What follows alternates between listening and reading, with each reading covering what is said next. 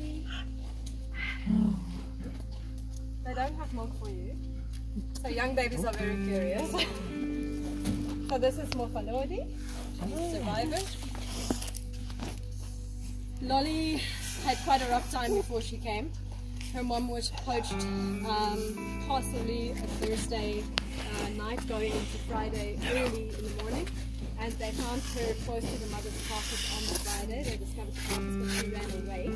She was older than 3 months. Before 3 months of age, the rhinos have a very big protective instinct of their mothers, so they will actually attack the poachers, and that's why some babies like Jen end up having horrific anger wounds, because they hit hard.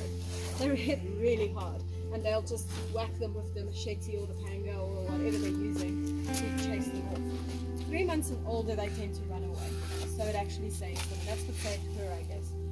So she ran away, and the capture team couldn't find her. 2 days after that, she was sighted 7 kilometers from the mother's carcass. She ran away again. Again, late afternoon, it's difficult to search in the dark. And then 2 days after that, so 4 to 5 days after the initial poaching, she was back at the mother's carcass. Travelled again that distance. Then they set out to capture her, and she ran 5 kilometers. So she went through a horrific time. You know, she was already eating grass, which was great, so she could get some form of nutrition, but she was extremely dehydrated and stressed when she came. But yeah, she's a little monster now. She's very naughty.